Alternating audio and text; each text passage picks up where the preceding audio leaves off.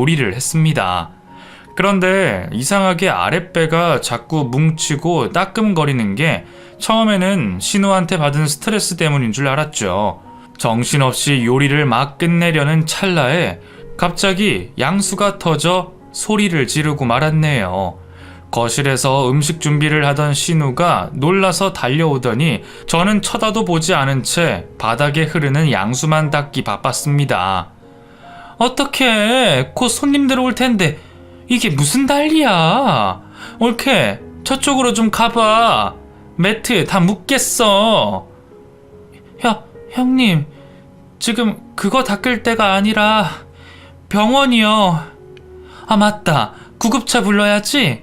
내 정신 좀 봐.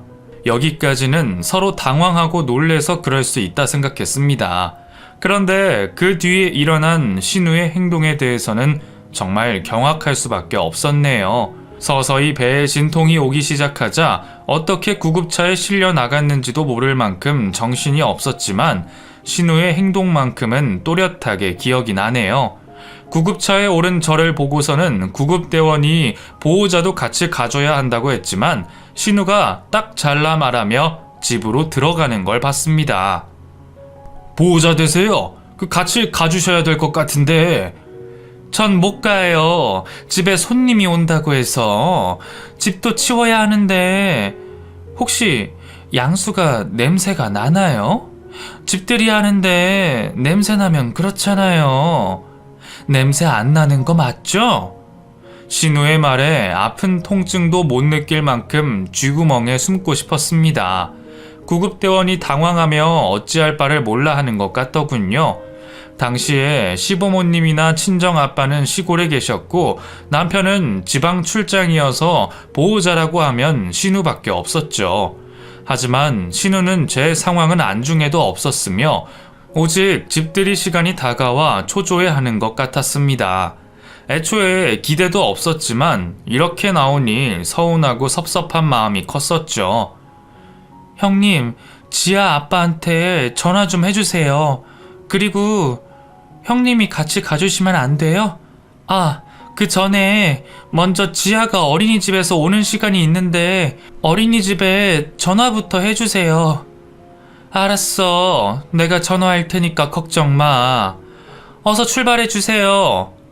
그렇게 혼자서 둘째 출산을 하게 되었고 신우는 어린이집에 전화만 하고서는 정작 조카를 데리러 오지 않았다고 하더군요. 남편이 급하게 지방에서 올라와 어린이집에서 첫째를 데려왔으며 선생님 퇴근 시간까지 혼자서 기다렸다는 말을 듣는데 무척 속이 상했습니다. 그렇게 둘째 출산 후 병원에서 퇴원했는데 첫째가 저를 보자마자 펑펑 울었던 기억이 나네요. 그 일이 있은 후 뭐 하나 제대로 도와주지도 않고 자기 입장만 아는 신우가 너무나도 밉고 원망스러웠습니다. 아쉬울 때는 가족이라면서 도와달라고 하면서 정작 제가 조카 하원을 부탁한 건 까맣게 잊고 몰랐다는 말로 얼버무리니 답답했죠. 도저히 이렇게 넘어갈 수 없어서 남편과 시부모님에게 하소연을 했습니다. 어떻게 형님이 그러실 수 있어요? 집들이 손님들 맞는 것도 중요하죠. 하지만 출산하러 급하게 가는 사람이 부탁 하나 들어달라는데 그게 그렇게 어려운 건지 도저히 형님이 용서가 안 돼요. 지아가 아빠 올 때까지 얼마나 불안했을 거예요. 그렇다고 집에 오자마자 엄마가 있었던 것도 아닌데 만삭인 몸으로 형님이랑 마트 가서 재료 사고 음식 장만하고 꼬박 5시간을 서서 요리했어요. 그런데 그 후로 미안하다 고맙다는 말 한마디 없었고요. 그러다가 둘째라도 잘못됐으면요? 나라도 가 있어야 했는데 내가 미안해서 어째. 어머니한테 사과받고 싶어서 이러는 거 아니에요. 형님이 너무하니까. 알지. 아직 걔가 너보다 철이 덜 들어서 그래. 어릴 때부터 말이 눈하고 장녀지 뭐 하나 제대로 한 게 없었어. 어쩌겠니. 그래도 저렇게 결혼해서 사는 거 보면 신기하고 대견한걸. 시모와 남편에게 몇 마디 하소연을 하니 조금은 마음이 풀린 듯 했습니다. 그리고 시모가 신우에게 전화로 당장 저에게 사과하라며 잔소리를 했지만 신우는 자신이 뭘 그렇게 잘못했냐며 오히려 화를 내더군요. 그럼 그 상황에서 내가 병원에 갔으면 우리 집에 온 손님들은 어떻게? 내가 주선한 모임인데 내가 먼저 취소하는 게 말이 돼? 올케는 애도 한번 낳아봤잖아. 그게 무슨 유난이라고. 다들 왜 그러는지 몰라. 그리고 엄마는 누구 엄마야? 왜 올케 편만 들어? 신우는 오히려 적반하장으로 나오면서 자신이 이 집의 딸이 맞냐며 시부모님이 제 편만 드는 게 싫었는지 전화를 끊더군요. 대책 없는 신우 때문에 마음 상하는 일도 많았고 스트레스도 많이 받았지만 딸처럼 대해주시는 시부모님 덕분에 그나마 견딜 수 있었던 것 같네요. 그리고 끝내는 둘째 출산에 대한 사과는 받지 못했습니다. 사과를 받을 생각도 없었지만 신우의 행동에 대해서 적어도 미안했다, 고마웠다라는 말 한마디라도 듣고 싶었는데 물 흐르듯 시간은 흘러갔네요. 그렇게 몇 년이 지나고 나서 신우가 임신을 하게 됐습니다. 저 역시 셋째를 임신 중에 있었죠. 시부모님은 겹경사라며 손주 복이 많다고 좋아해 주셨던 기억이 나네요. 하지만 신우는 예외였습니다. 셋째 역시 딸이었지만 저희 부부와 가족들은 아들, 딸 상관 말고 건강하게만 키우자는 마음이었기에 셋째가 딸이어도 행복했었죠. 하지만 신우는 달랐네요. 그리고 바라던 아들을 임신하자 엄청난 유세를 떨더군요. 올케, 설마 이번에도 딸은 아니지? 딸인데요. 셋째는 얼굴도 안 보고 시집 간다잖아요. 얼마나 예쁜 아이가 태어날지 벌써 초음파 사진 보면 눈, 코, 입이 엄청 또렷한 거 있죠? 언니들하고 다르더라고요. 그럼 뭐해? 딸이잖아. 딸이 아무리 좋다고 하지만 그래도 아들이지. 아들인 조카 한 명쯤은 있고 싶었는데 내가 낳은 자식으로 만족해야겠다. 설마 또 낳는 건 아니지? 그러다가 또 딸이면? 올케, 남들이 흉봐. 신우를 알고 지낸 지 10년이 넘어서 이제는 웬만한 말에는 상처를 덜 받는 방법을 터득했습니다. 그건 한 귀로 듣고 한 귀로 흘려버리는 거였죠. 신우가 뭐라고 잔소리를 하면 딴 생각을 하면서 신우의 말을 듣는 척 고개를 끄덕이는 방법이었습니다. 처음에는 살기 위해서 이 방법을 썼었죠. 아무 생각 없이 말하는 신우에게 더 이상 상처받는 게 힘들더군요. 그래도 이 방법이 이제는 습관이 됐는지 지금은 자연스럽게 쓰고 있네요. 그런데 이 방법이 통하지 않은 적이 한 번 있었습니다. 올케, 내가 진짜 궁금해서 그러는데 아들 낳는 게 그렇게 어려운가? 네? 형님, 요즘 누가 아들의 연연하고 딸의 연연해요. 그냥 낳고 건강하게 키우는 거죠. 진짜 걱정해서 하는 말이야. 딸만 셋을 낳을 필요가 있어? 아직 늦지 않았다더라. 더 후회하기 전에 지워. 혹시 알아? 다음에 아들일지. 순간 제 얼굴이 붉게 달아오르는 걸 느낄 수 있었습니다. 도저히 이번만큼은 형님이라고 해서 참을 수 없었죠. 그 말을 듣는 순간 자리를 박차고 나왔네요. 그리고 남편에게 전화를 해서 하소연을 했었어요. 남편도 이번만큼은 누나가 도를 넘었다고 생각이 들었는지 누나에게 처음으로 화를 내며 따지더라고요. 어떻게 누나가 우리한테 그런 말을 할 수 있어? 이 사람한테 애를 지우라고 했다며? 그게 고모가 돼서 할 말이야? 내가 누나한테 조카 지우라고 하면 누나 기분 좋아? 너희랑 나랑 입장이 같니? 그리고 그냥 한 말 가지고 이렇게 화낼 일이야? 올케 다시 봤네. 우리끼리 하는 이야기 가지고 너한테 말하고 다녀? 이 사람 그만 잡어. 누나 생각 없이 말하는 것 좀 고치고. 결국 남매 싸움으로 번지면서 남편은 다시는 누나를 보지 않겠다고 선전포고를 했습니다. 일이 커진 것 같아 한편으로는 마음이 좋지 않았지만 그래도 신우와 거리를 두고 지내니 스트레스를 받지는 않더군요. 하지만 신우가 절 가만히 놔둘 리가 있겠어요. 누나와 동생 사이를 이간질 시켰다면서 오히려 저에게 책임지라며 화를 내더군요. 남편은 신경 쓰지 말라며 무시하라고 했지만 중간에 난처했었죠. 누가 먼저 사과를 하기도 전에 신우가 먼저 출산을 하게 되었고 한 달 간격으로 제가 셋째를 출산하게 됐네요. 출산을 하자 절대 바뀌지 않을 것 같은 신우가 조금씩 바뀌더군요. 하지만 좋은 쪽이 아니라 좀 뻔뻔해지면서 능구렁이처럼 바뀌었습니다. 한 번은 아들 한 명 키우는 게 뭐가 그렇게 유별나고 힘든지 저에게 와서 울면서 하소연을 하더군요.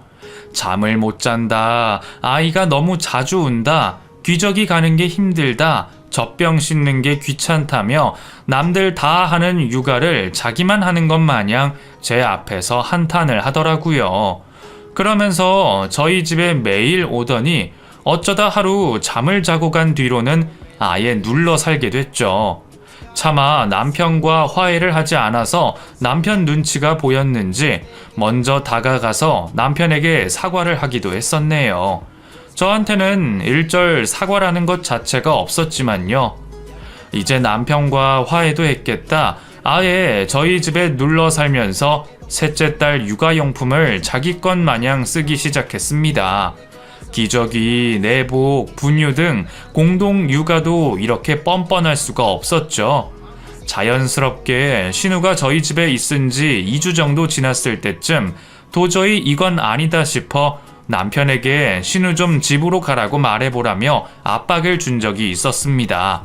하지만 그때마다 신우는 네 매형이 출장이 많잖아. 집에 가면 나 혼자야. 오늘만 여기서 자고 내일 갈게. 이러는 식으로 하룻밤을 잤죠.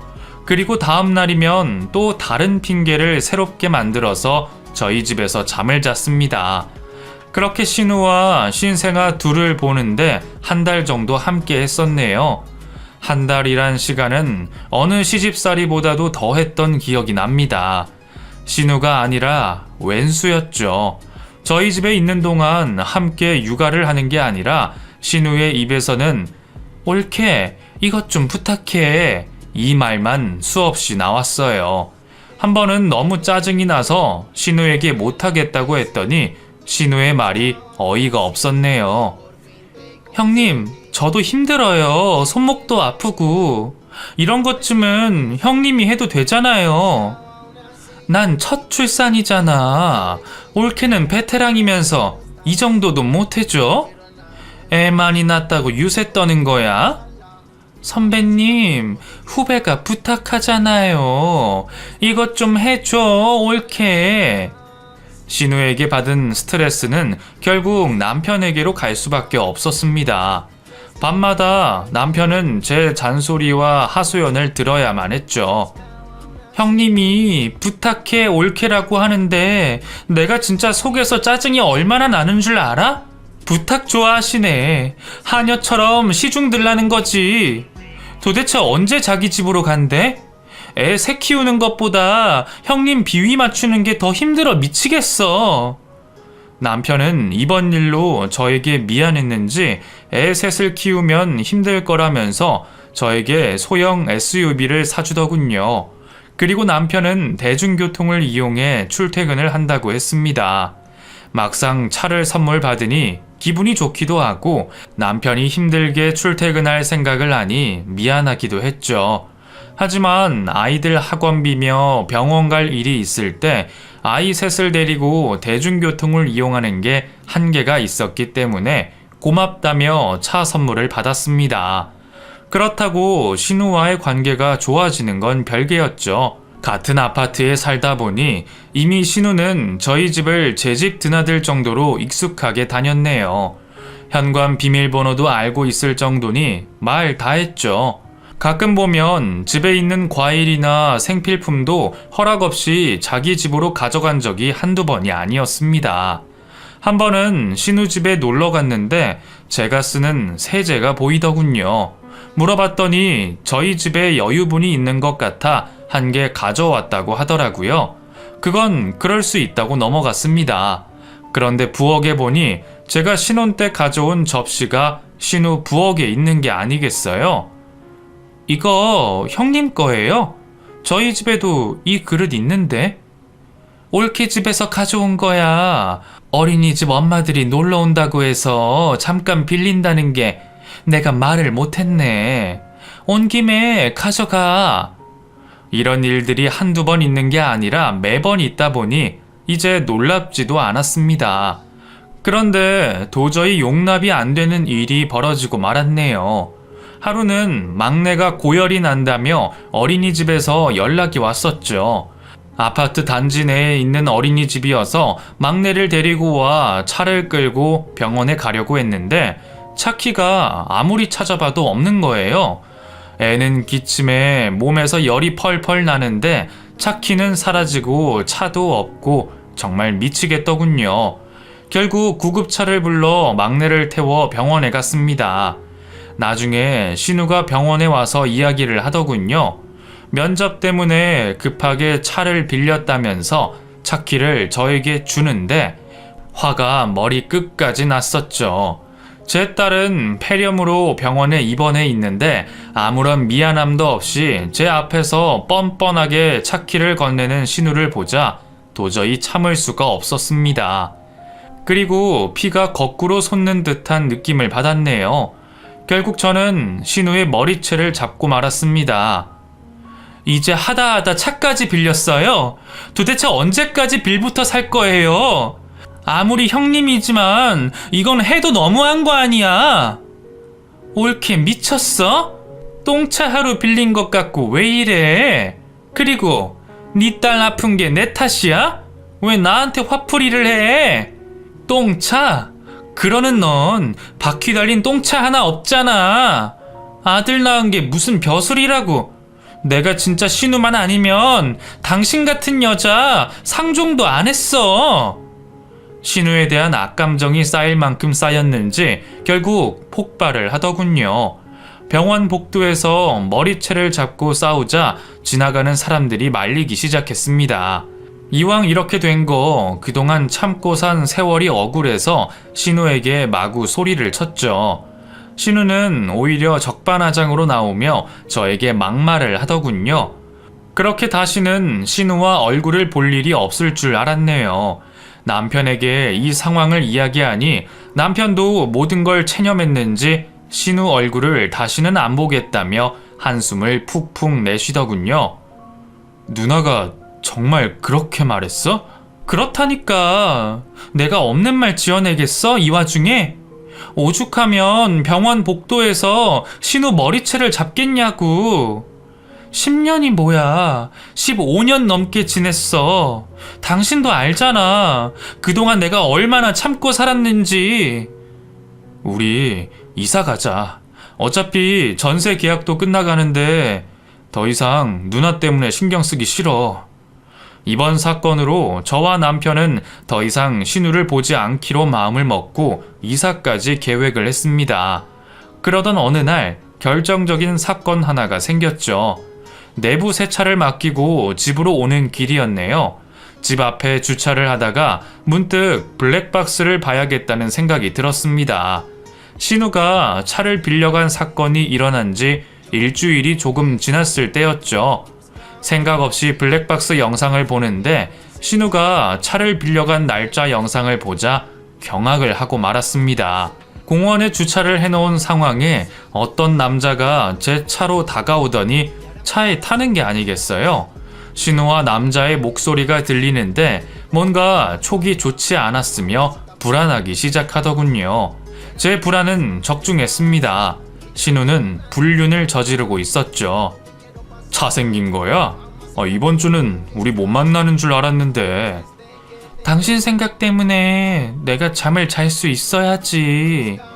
이 차 올케 차인데 내가 빌렸어. 나 안 보고 싶었어? 보고 싶었지. 신우의 불륜 현장이 그대로 영상에 담겨져 있더군요. 저에게는 면접 보러 간다며 차를 빌렸다고 했는데 알고 보니 신우는 꽤 오랜 시간 외도를 저질러 왔던 것 같았습니다. 이 사실을 어떻게 해야 할지 고민이 많이 됐죠.